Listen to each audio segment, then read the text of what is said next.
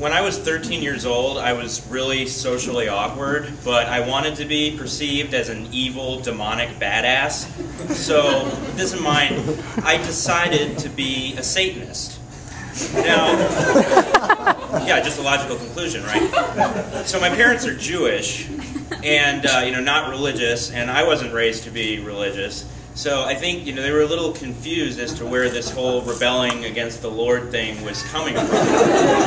But eventually I think they just figured this was a high school phase and I'd get over it with time. Well, unfortunately for them, that wasn't the case.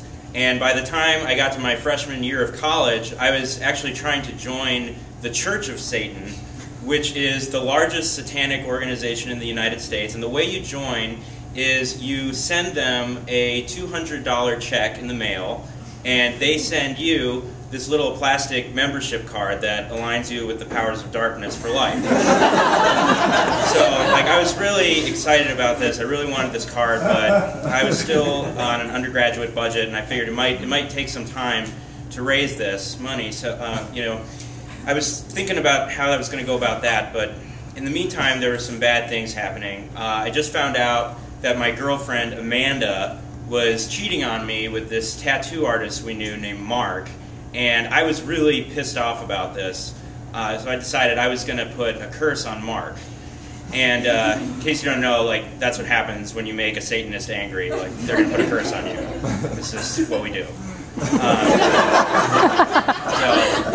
I was all excited to get my death curse on, and I had this little altar set up in my room. It was like a chest of drawers covered in a black blanket. I had some little black candles set up.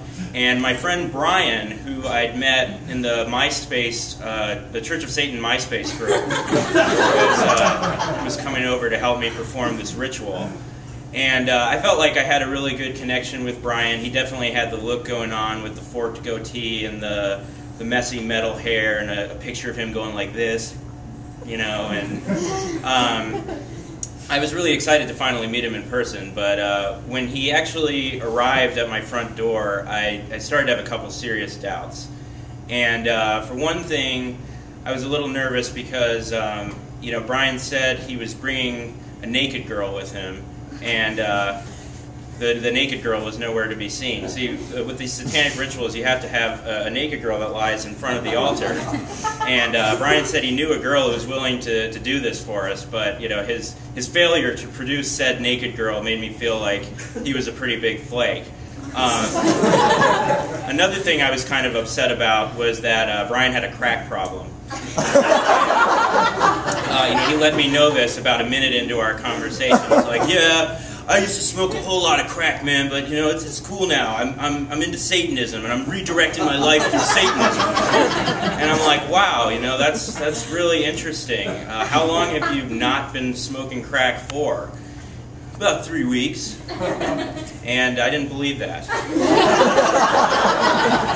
But at this point he'd already driven over to my place, so I figured, we kind of had to go through with this ritual whether I wanted to or not. So we're standing in front of the altar, and I'm reading off this curse. It's very elaborate.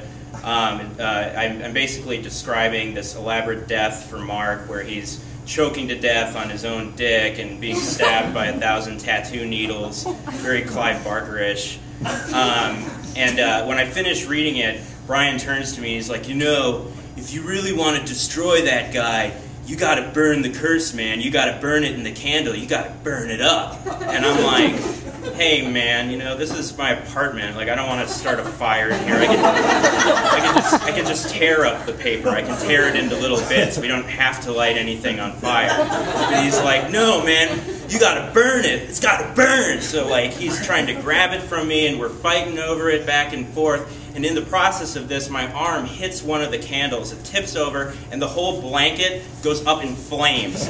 See, I forgot. This blanket was made of polyester. It was flammable as shit. I'm hitting at it with my hands because I can't think of what else to do, trying to put it out with my hands. But I'm getting this black gooey stuff all over me, and it's scorching my palms. And so I run to the kitchen, and I hear Brian following behind me, and he's yelling, "Oh God, oh God."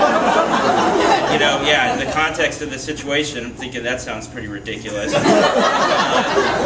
I fill a pot up with water, and I run back to my room, and I douse the altar, and then I hand the pot to him because my hands hurt, and I'm like, you go, motherfucker, fill this up again. You know? So he comes back, douses it a second time, and finally, between the two of us, we managed to kill this blazing inferno.